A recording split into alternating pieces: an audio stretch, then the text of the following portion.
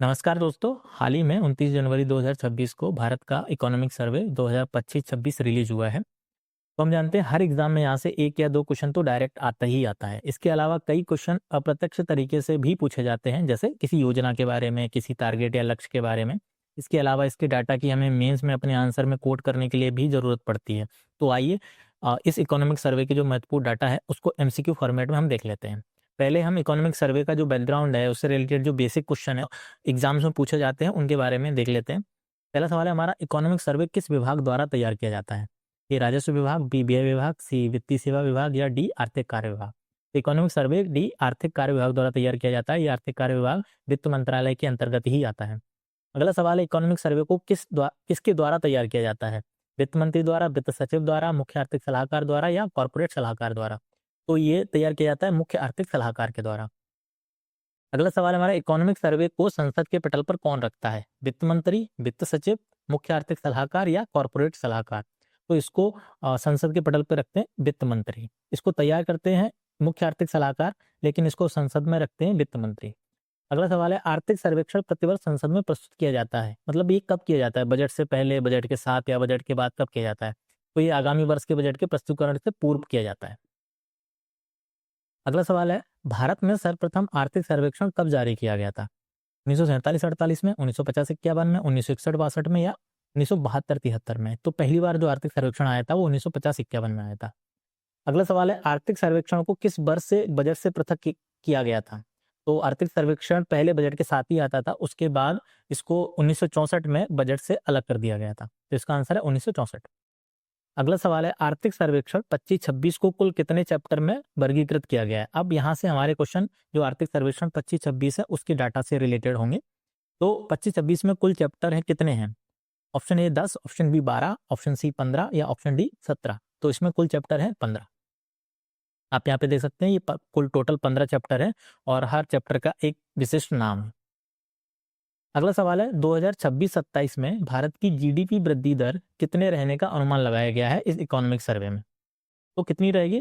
6 से 6.5% या 6.8 से 7.2% या 7.5 से 8% या 8.1 से 8.5%।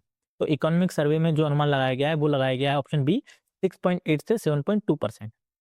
तो आप यहाँ देख लीजिए, ये डाटा लिखा हुआ है, वित्त वर्ष 27 में जो जीडीपी ग्रोथ रेट रहेगी वो 6.8 से 7.2% रहेगी। ठीक है। अगला सवाल है हमारा, वर्तमान में भारत की जीडीपी का आकार कितना है? टोटल जीडीपी हमारी कितनी है? तो 253 लाख करोड़ की है या ऑप्शन बी 325 लाख करोड़ की है, ऑप्शन सी 357 लाख करोड़ की है या ऑप्शन डी 408 लाख करोड़ की है। तो अभी जो भारत की जीडीपी है वो 357 लाख करोड़ की है। ये डाटा भी यहीं दिया गया, ये लिखा हुआ है 357 लाख करोड़ की अभी जो हमारी नॉमिनल जीडीपी है वो। अगला सवाल है, जीबीए वृद्धि दर कितनी दर्ज की गई है? तो 6.5%, 7.3%, 8.2% या 9%। तो इसका जवाब है ऑप्शन बी 7.3%। देखिए यहाँ पे जीबीए जो सकल मूल्यवर्धन होता है वो यहाँ पे दिया गया है। टोटल जो जीबीए है वो 7.3% की ग्रोथ रेट से आगे बढ़ा है। और कृषि का ये तीनों सेक्टर का दिया गया है, एग्रीकल्चर का, इंडस्ट्री का और सर्विसेज का। तो एग्रीकल्चर का जो जीबीए है वो 3.1% की वृद्धि दर है इसमें, और जो इंडस्ट्री का है वो 6.2% है, और सर्विसेज का 9.1% की दर से बढ़ा है। तो ये तीनों से रिलेटेड सवाल यहाँ पे दिए गए हैं कि कृषि क्षेत्र में जीबीए की वृद्धि दर कितनी है, तो हमने पढ़ा था 3.1%। दूसरा है, उद्योग क्षेत्र की जीबीए वृद्धि दर कितनी रही है इंडस्ट्री की, तो ये रही है 6.2%। और सेवा क्षेत्र की जो वृद्धि दर रही है वो कितनी रही है 9.1%। तो आप ऐसे याद रख सकते हो, 3 के पहाड़े थे, 3 दूनी 6, 3 त्रिक 9। इसके बाद हमारा अगला सवाल है, वित्त वर्ष 2025-26 में राजकोषीय घाटा कितना रहने का अनुमान है? 3.9% या 4.4% या 5.1% या 5.9%। तो इसका सही जवाब है ऑप्शन बी 4.4%। देखिए यहाँ पे लिखा हुआ है, फिजिकल जो ईयर है हमारी 26, वित्तीय वर्ष 26 में जो फिजिकल डेफिसिट है वो 4.4% रहेगा। अगला सवाल हमारा, वित्त वर्ष 25-26 में जो प्राथमिक घाटा है वो कितने रहने का अनुमान है? Option A 0.5%, option B 0.8%, option C 1.2% या ऑप्शन डी 1.5%। तो इसका आंसर है ऑप्शन बी 0.8%। तो इसका जवाब यहीं लिखा हुआ है, ये राजकोषीय घाटा रहेगा 4.4%, और जो हमारा प्राइमरी डेफिसिट है यानी कि प्राथमिक घाटा है वो 0.8% रहेगा। तो अगला सवाल हमारा, वित्त वर्ष 26 के लिए पूंजीगत व्यय कितना निर्धारित किया गया है? Option A 10.5 lakh crore, option B 12.5 lakh crore, option C 15.4 lakh crore या ऑप्शन डी 18.2 लाख करोड़। तो इसका सही जवाब है ऑप्शन सी 15.4 लाख करोड़। तो इकोनॉमिक सर्वे में ये डाटा दिया गया है कि जो पूंजीगत व्यय यानी कि जो कैपिटल एक्सपेंडिचर होता है वो फिजिकल ईयर 26 में 15.4 लाख करोड़ रहेगा। अगला सवाल है ग्रीनफील्ड डिजिटल निवेश में भारत की रैंक क्या है? Option A first, option B second, option C third या ऑप्शन डी फोर्थ। तो इसमें भारत फर्स्ट नंबर पे है। इनमें सबसे ज़्यादा इंडिया में जो डिजिटल निवेश आया है वो सबसे ज़्यादा इंडिया में आया और यहाँ पे ये डाटा भी दिया गया है $114 बिलियन। अगला सवाल है हमारा, फाइनेंशियल ईयर 2026 में प्रत्यक्ष विदेशी निवेश यानी कि एफडीआई कितना प्राप्त हुआ है? ऑप्शन ए 50.5 बिलियन डॉलर या option B 60.2 billion dollar, option C 64.7 billion dollar या ऑप्शन डी 70 बिलियन डॉलर। तो इसका सही जवाब है 64.7 बिलियन डॉलर। तो यहाँ पे ये डाटा दिया है इकोनॉमिक सर्वे में 64.7 बिलियन डॉलर फाइनेंशियल ईयर 2026 में। तो अगला सवाल है भारत का विदेशी मुद्रा भंडार जो फॉरेक्स रिजर्व है वो कितना है अभी? तो ऑप्शन ए 601 billion dollar, 650 billion dollar, 701 billion dollar या 750 बिलियन डॉलर। तो इसका सही जवाब है ऑप्शन सी 701 बिलियन डॉलर। तो यहाँ पे इकोनॉमिक सर्वे का डाटा है 701 बिलियन डॉलर जनवरी 2026 तक का ये डाटा दिया गया है। इसके बाद हमारा सवाल है जीडीपी के अनुपात में विदेशी कर्ज कितना है, मतलब जीडीपी का कितना परसेंट है एक्सटर्नल डेट टू जीडीपी? तो option A 15.5%, option B 19.2%, option C 22.4% या ऑप्शन डी 25.1%। तो ये इसका आंसर है ऑप्शन बी 19.2%। तो एक्सटर्नल डेट टू जीडीपी ये 19.2% है अभी सितंबर 2025 तक का डाटा है। तो ये 3 सवाल है, ये मुद्रास्फीति से संबंधित है। ये टोटल मुद्रास्फीति है और ये हेडलाइन मुद्रास्फीति है और ये कोर मुद्रास्फीति है। तो इन्फ्लेशन रेट टोटल कितनी है? तो ये है 1.7%। उसके अलावा अगला सवाल है हेडलाइन इन्फ्लेशन कितना है? तो हेडलाइन जो मुद्रास्फीति है वो कितनी है? तो वो है 1.3%। और अगले सवाल में है कि कोर इन्फ्लेशन कितना है? तो कोर इन्फ्लेशन है 4.6%। जैसे ये डाटा दिया गया है, जो टोटल मुद्रास्फीति दर है वो है 1.7% और जो हेडलाइन मुद्रास्फीति दर है वो है 1.3%। उसके अलावा जो कोर इन्फ्लेशन है वो है 4.6%। हमको पता है हेडलाइन जो इन्फ्लेशन होता है उसमें सभी वस्तुओं को शामिल कर लिया जाता है, जो खाद्य वस्तु होती हैं उनको भी, और जो कोर इन्फ्लेशन होता है उसमें खाद्य वस्तुओं को हटा दिया जाता है, उसके बाद जो शेष वस्तु बचती हैं उनको कोर इन्फ्लेशन बोलते हैं। देशों की लिस्ट दी गई है, उसमें इंडिया एकमात्र ऐसा देश है जिसने अपनी मुद्रास्फीति दर को सबसे कम किया है। अगला क्वेश्चन है भारत ने अब तक 2015 से 2025 के बीच कितने विदेशी सैटेलाइट लॉन्च किए हैं? Option A 253, option B 325, option C 353 और ऑप्शन डी 393। तो इसका सही आंसर है ऑप्शन डी 393। तो भारत ने 2015 से लेके 2024 के बीच में 393 विदेशी सैटेलाइट लॉन्च किए और जो NSIL है उसका जो टोटल रेवेन्यू है वो यहाँ पे लिख रखा है। NSIL वित्त वर्ष 2024 में ग्लोबल कैपेबिलिटी सेंटर की संख्या कितनी है? Option A 1200, option B 1500, option C 1700 या ऑप्शन डी 2000। तो इसका सही जवाब है ऑप्शन सी 1700। तो भारत में अभी टोटल जो वैश्विक क्षमता केंद्र हैं वो 1700 हो चुके हैं। 2019 में ये 1430 थे और 2024 में ये 1700 हो गए। अगला सवाल है स्टार्टअप इकोसिस्टम में भारत का स्थान कौन सा है? पहला है, दूसरा है, तीसरा है या चौथा है? तो भारत स्टार्टअप इकोसिस्टम में तीसरा सबसे बड़ा देश है। ये दिया है कि भारत का प्रौद्योगिकी स्टार्टअप परितंत्र विश्व में तीसरा सबसे बड़ा है। अगला सवाल है ग्लोबल इनोवेशन इंडेक्स में भारत की रैंक क्या है? ये रैंक हमने करंट अफेयर में पढ़ी होगी कई बार, पर ये तो इसका सही जवाब है ऑप्शन सी 38। देखो यहाँ पे ये वाला इकोनॉमिक सर्वे में डाटा दिया है 2025 में 38वें स्थान पे है, 24 में 39वें स्थान पर था। मतलब पिछले सालों से रैंक और सुधरती गई है इंडिया की। इसके अलावा जो स्टार्टअप की वृद्धि दर है वो भी यहाँ पे दी गई है कि 2023 में 1.23 लाख स्टार्टअप थे, अभी 2025 में 1.97 स्टार्टअप हो चुके हैं।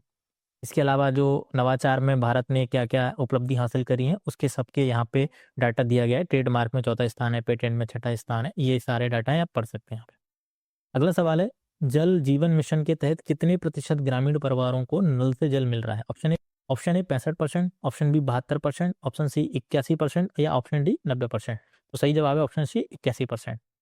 अगला सवाल है भारत में अत्यधिक गरीबी दर वर्ष 2022-23 में कितनी है? Option A 6.2%, option B 5.3%, option C 4.8% या ऑप्शन डी 3.2%। तो इसका सही जवाब है ऑप्शन बी 5.3%। 81% से अधिक ग्रामीण परिवारों को नल से जल कनेक्शन प्राप्त हुआ है और गरीबी की जो दर है, अत्यधिक गरीबी की दर, वो घटकर 5.3% रह गई है। अगला अगला सवाल है, इकोनॉमिक सर्वे 25-26 में किस ऊर्जा उत्पादन पर विशेष फोकस किया गया है? ऑप्शन ए सौर ऊर्जा पर, ऑप्शन बी पवन ऊर्जा पर, ऑप्शन सी परमाणु ऊर्जा पर या ऑप्शन डी हाइड्रो ऊर्जा पर।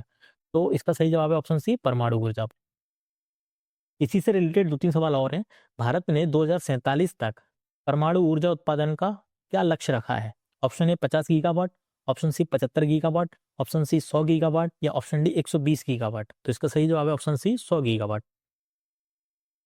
अगला सवाल है, राष्ट्रीय परमाणु ऊर्जा मिशन 2025-26 के तहत 2033 तक कितने नए रिएक्टर बनाने का लक्ष्य रखा गया है? Option A 3, option B 5, option C 8 या ऑप्शन डी 10। तो इसका सही जवाब है ऑप्शन बी 5। ये सवाल उल्टा भी पूछा जा सकता है कि 5 रिएक्टर नए बनाने का लक्ष्य कब तक रखा गया है? तो 2033 तक। तो नाभिकीय ऊर्जा पर विशेष फोकस किया गया है इस इकोनॉमिक सर्वे में। इकोनॉमिक सर्वे में बताया गया है कि जो सोलर एनर्जी है या जो विंड एनर्जी है, उसके उत्पादन में संसाधनों की खपत बहुत ज़्यादा होती है और जबकि उसके अपेक्षा नाभिकीय ऊर्जा का जो उत्पादन है वो ज़्यादा सरल और सस्ता होता है। तो इससे संबंधित एक राष्ट्रीय परमाणु ऊर्जा मिशन भी चलाया जा रहा है। इसमें कुछ लक्ष्य रखे गए हैं, यहाँ पे लिखे हुए हैं। तो 5 रिएक्टर बनाए जाएंगे 2033 तक और 2047 का जो लक्ष्य रखा गया है, तो 2047 तक 100 गीगावाट जो परमाणु ऊर्जा का उत्पादन किया जाएगा। इसके साथ ही अभी दिसंबर में शांति एक बिल आया था जो अभी एक्ट बन गया है। तो शांति अधिनियम, डायरेक्ट सवाल आप पूछा जा सकता है कि शांति अधिनियम किस चीज़ से संबंधित है? तो ये परमाणु ऊर्जा से संबंधित है। और इस शांति अधिनियम में परमाणु ऊर्जा है उसमें जो प्राइवेट प्लेयर्स हैं उनको एंट्री दी जाएगी। अगला सवाल है, श्रम बल भागीदारी जो लेबर फोर्स पार्टिसिपेशन रेशियो जिसको बोलते हैं, वो कितनी है अभी? तो option A 45%, option B 50%, option C 56% या ऑप्शन डी 63%।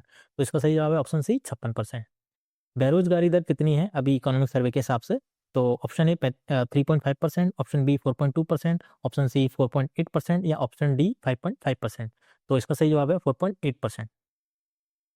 तो यहाँ पे डाटा दिया गया रोजगार से संबंधित जो लेबर फोर्स पार्टिसिपेशन रेशियो अभी कितना है? 56.1%।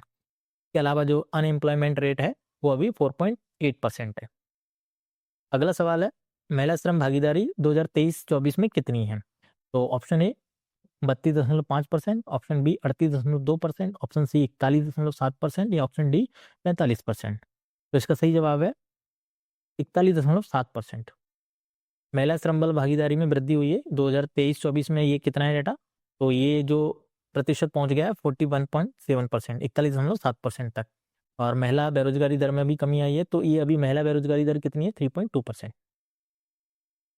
अगला सवाल है, कुल कर संग्रह यानी कि टोटल टैक्स कलेक्शन में डायरेक्ट टैक्स का कितना हिस्सा है?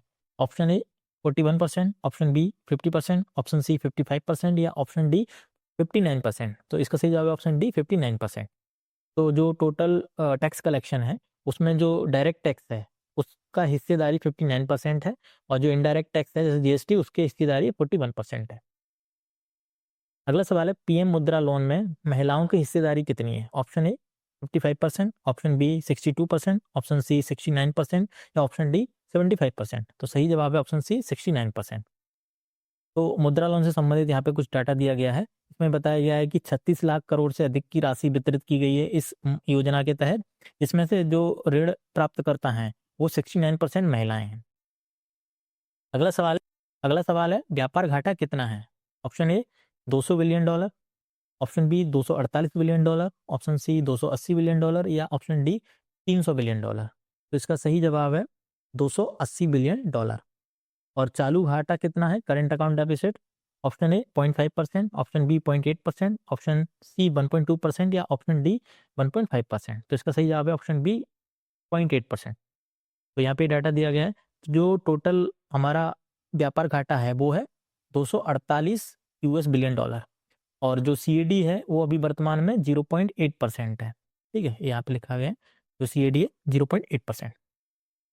अगला सवाल है, पिछले 5 वर्षों में भारत ने कितने देशों के साथ फ्री ट्रेड एग्रीमेंट किए हैं? Option A 5, option B 6, option C 8 या ऑप्शन डी 10। तो इसका सही जवाब है ऑप्शन सी 8।